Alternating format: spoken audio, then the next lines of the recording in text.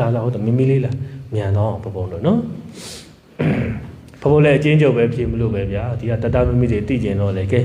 နော်ဘာမှဖြစ်ပါဘူးဘုံကတော့မောလည်းဖြေမှာပဲနော်တတမိမိတွေအဓိကတတမိမိတွေတိစိတ်ကျင်တာလေးတိသွားရတယ်ဆိုရင်တတမိမိတွေစိတ်ချမ်းသာအဲ့တော့ဘုံလည်းစိတ်ချမ်းသာတယ်နော်တကယ်တိသိတဲ့တရားဓမ္မတွေဖြစ်နေလို့ကဲကောင်းမိမိလေးမိမင်္ဂလာပါမိမိတ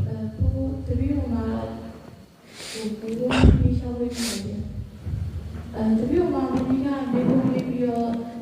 ဒီနေ့လေးဒီမှာမေကိုမေးရတဲ့ live ကိုတစ်ချက်ပြန်ကြည့်ပါဗျာဟိုတနေ့ကမေးရတဲ့မေကိုမျိုးပြန်ကြည့်ပြီးတော့မေကိုကြီးတစ်ခုစဉ်းစားရပါဗျာဟိုတနေ့ကအကိုတယောက်ကိုသာသနာအလံကအယောင်ကြောင့်ပြောပြပါဗျာ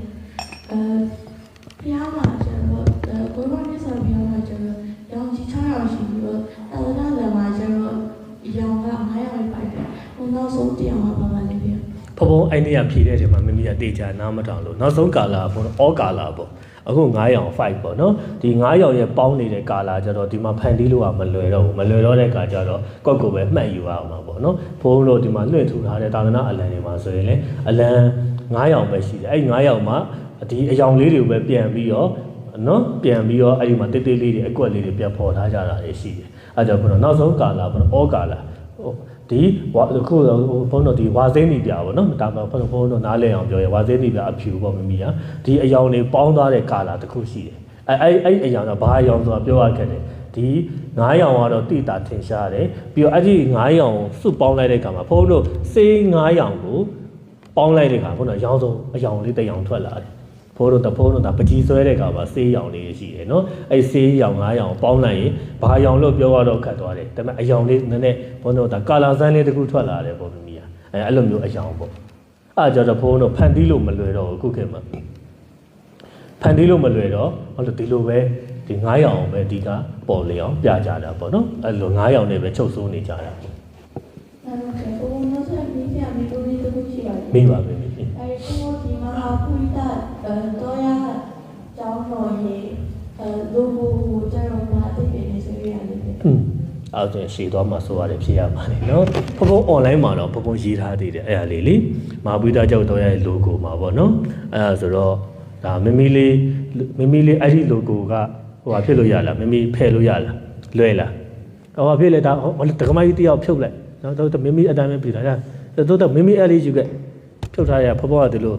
နော်ဒါလေးတည်တင်လို့ဗျာနော်ဒါပေမဲ့လည်းဖြည့်ရင်းနဲ့ညှင်းတဲ့နဲ့တော့မှဆိုရတယ်ကဲဟုတ်ပြီဗျာနော်ဒီကတတမမီတွေကြည်တာနော်ဒါဘုံအမြန်ပဲဖြည့်တော့မယ်နော်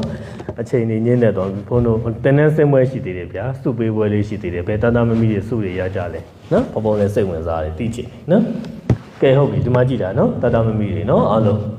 ဘုံတို့ဒီຢာလေးကနော်ဒီအဝိုင်းလေးအဲ့တော့တတမမီတွေကိုအသုံးပြုနေတယ်ဒီအဝိုင်းလေးကဘာနဲ့တူလဲတော့တတမီတွေ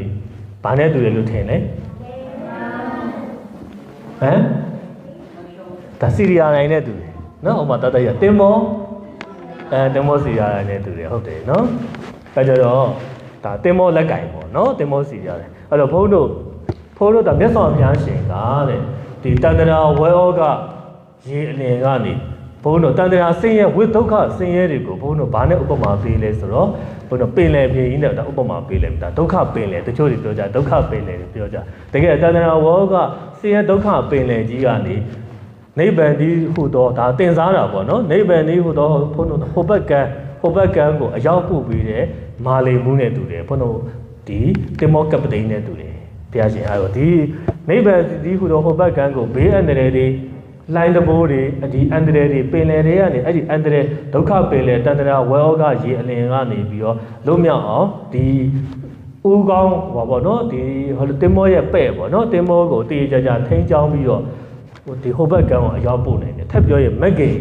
ဘုန်းတော်မက်ကင်၈ပါးဆိုတာရှိတယ်တိလသမကြီးပညာအလွယ်ပြောအဲ့ဒီမက်ကင်၈ပါးကျင့်စဉ်ကမက်ကင်၈ပါးကျင့်စဉ်ကိုကျင့်ခြင်းဒီမက်ကင်တင်မောကြီးကိုသိရတာနဲ့တူတယ်အဲ့ဒီမက်ကင်တင်မောကြီးကိုအဓိကထိန်းချောင်းရတယ်ဘုရားရှင်ကထိန်းချောင်းလမ်းညွှန်ပြပေးခဲ့တယ်အဲကြတော့ဒီတင်မောစီရီယာတိုင်းနဲ့တူတာကြတော့ဘုရားရှင်ကဒီလိုမျိုးတန္တရာဝေါကလွတ်မြောက်အောင်ကောင်းမွန်စွာ ထိန်းချောင်းပြီးတော့နိဗ္ဗာန်လေးကိုတော့ဟုတ်ဘက်ကြောင်းအရောက်ပို့ပေးနိုင်တဲ့အတွက်ဘုရားရှင်ကိုတင်မောကပ္ပတိမာလီဘူးနဲ့တင်စားလို့ရတယ်အဲ့ဒီဘုန်းတော်ကဘုန်းကဒီ logo ကိုအသုံးပြုတယ်ပေါ့နော်ဘုန်းတော်ဒါဘုန်းတော်ဒါအိန္ဒိယမှာလည်းအရန်တုံးကြတယ်ဘာသာရေး logo တစ်ခုပဲနော်ဒီ logo လေးကဒါဘုန်းကလည်းအရန်တဘောကြလို့နော်ဘုန်းကလည်းဒီဘုန်းရဲ့အကြောင်း logo ကိုဘုန်းကိုယ်တိုင်ဒါဆွဲထားတာဘုန်းကိုယ်တိုင် idea တွေနဲ့အနက်ဒိတ်တွေအများကြီးပဲနော်နောက်ဒီမှာတတမမီတွေနော်ဒီတင်မောဒီ logo ထဲမှာလည်းဖခင်ရဲ့သာသနာအလံလေးပါတယ်နော်ဒီမှာသာသနာအလံဒီနောက်ခံဘုန်းတော်ဒါ background မှာလည်း logo ထဲမှာသာသနာအလံထပ်ပါတယ်ပြီးတော့ဒီမှာလည်းသာသနာအလံလေးကလွင့်ပြန်နေတယ်ပေါ့နော်အဲ့ဒါဘုန်းကဒါဘုန်းကကြီးပဲဒါဖခင်ရှင်ရဲ့သာသနာဖခင်ရှင်ရဲ့မေတ္တာတဲ့တွေဖခင်ရှင်ရဲ့သာသနာအဆုံးအမတွေကအမြဲတမ်းကောင်းကင်ယံမှာပဲလွင့်ပြန်နေပါစေဆိုတဲ့အထိတ်မဲ့ကြီးပဲကျတဲ့ဖခင်သာသနာဖခင်ရဲ့သာသနာအလံလေးကိုလွင့်ပြန်နေတဲ့ပုံစံလေးဘုန်းကဖန်တီးထားတာနော်ဘုန်းတို့ရဲ့ဗုဒ္ဓမြတ်စွာဘုရားရဲ့သာသနာတော်ဟာအမြဲတမ်းလွတ်ပြန်ပြီးတော့နော်အားလုံးဘုန်းတော်ဒီကမ္ဘာလောကကြီးတွေမှာအကုန်လုံးဒါဘုန်းတော်ဒါစัจ java အနန္တဒီဘုရားရဲ့မေတ္တာတွေဘုရားရဲ့ဆုံးမတွေပြည့်လွင်ပါစေဆိုတဲ့ရည်ရွယ်ချက်ထိမ့်မဲ့နဲ့လွင့်ပြန်နေတဲ့ဒီဇိုင်းလေးဘုဖန်တီးထားတာနော်နောက်တစ်ခုကဒီမှာဘုန်းတို့တတမမိတွေဒီဘုန်းတို့ logo ရဲ့စံတာမှာဒါလက်တော်လေးနော်လက်တော်လေးဒီလက်တော်ကဘုရားရှင်ရဲ့မဟာကရုဏာတော်ဘုန်းတို့ဖော်ကျူးတယ်ပြီးတော့ဘုရားရှင်ကတရားဟောကြားတာကိုလည်းဖော်ကျူးတယ်အဓိပ္ပာယ်ရအဲ့ဒီအဓိပ္ပာယ်ရတယ်ပေါ့နော်အဲ့တော့ဘုန်းတို့မြတ်စွာဘုရားရဲ့လက်တော်လေးဒီမှာထည့်ထားတယ်ဘုန်းတို့မြတ်စွာဘုရားကတရားဓမ္မတွေကိုမဟာကရုဏာတော်အယံကိုဒီတတ္တဝါတွေကိုတနာတဲ့အတွက်ဒီတစ္ဆာလေးပါးတရားတွေသိပါစေတစ္ဆာလေးပါးတရားတွေသိမှဘုရားရဲ့ဆုံးမတော်တွေကိုလိုက်နာမှသာလေအပယ်လေးပါးလုံးမြောက်ပြီးနိဗ္ဗာန်ရောက်မှာဆိုတော့ဘုရားရှင်က45ပါးကာလမဲ့လုံးတရားဓမ္မတွေကိုဟောပေါ်ညွှန်ကြားတော်မူခဲ့တယ်ဘုရားရဲ့မေတ္တာတည်းတွေမဟာကရုဏာတည်းတွေဘုရားရဲ့ဒေသနာတရားတော်တွေကိုကိုးစားပြုတဲ့အနေနဲ့လက်တော်လေးဘုရားထည့်ထားတာဟုတ်ပြီနော်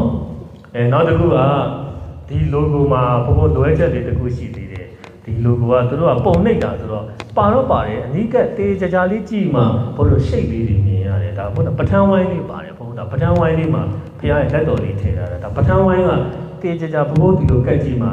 ရှိတ်လေးပဲမြင်ရတယ်ဒါနည်းနည်းသူတို့ရဲ့ပုံနှိပ်တာလိုအပ်ချက်ရှိတယ်နော်ဘုရားပဋ္ဌာန်းဝိုင်းကတော့ဘုရားရှင်ဟောကြားတယ်ဘုရား24ပစ္စည်းပေါ့နော်ဒီပဋ္ဌာန်းတေတင်တာတော့လည်းဘုရားကိုးစားပြုတယ်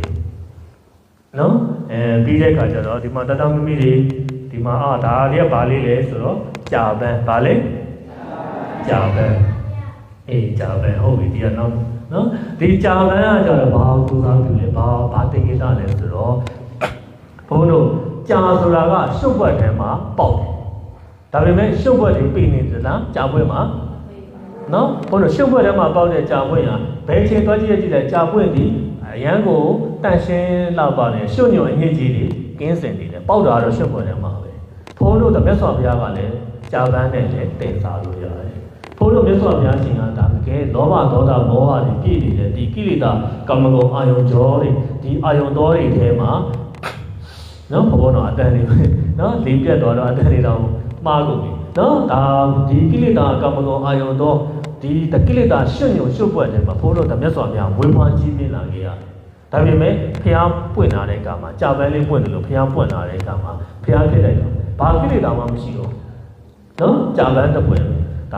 ဒီကြာပွင့်ရရှုပ်ညွန့်ထဲမှာဖြစ်ပေမဲ့ရှုပ်ညွန့်ညစ်ကြေးကင်းတယ်မြတ်စွာဘုရားကလည်းဒီကိလေသာကာမဂုဏ်ကြားထဲမှာကြီးပြင်းခဲ့ရတယ်ဆိုပေမဲ့ဒီကိလေသာကာမဂုဏ်တွေလုံးဝအဲဒီကိလေသာရှုပ်ညွန့်ညစ်ကြေးတွေကင်းစင်တော်မူတယ်ဘုန်းတော်ဖျားရှင်ကိုကြာနဲ့ခိုင်းနဲ့တင်စားလို့ရပန်းတကပန်းတွေအားလုံးထဲမှာကြာပန်းကအမြင့်မြတ်ဆုံးပဲဒါသာသာမိမိတွေမှတ်တာဘုဒ္ဓတာအဲကြောင့်ဘုန်းတော်မြတ်စွာဘုရားပွင့်တော်မူတဲ့အခါမှာကြာပွင့်နေမြည်ကြီးတွေကဘုရားရှင်ငွေတော်ဘုရားလောင်းတော်ခေါ်တော်မူတဲ့အခါမှာနော်ကြာပန်းနေမြည်ကြီးကပေါက်လာတယ်နော်အဲလိုဘုရားနဲ့ကြာကဘုန်းတော်ခွဲခြားလို့မရအောင်ပဲတော်တော်လေးဒါဆက်နေတယ်ပေါ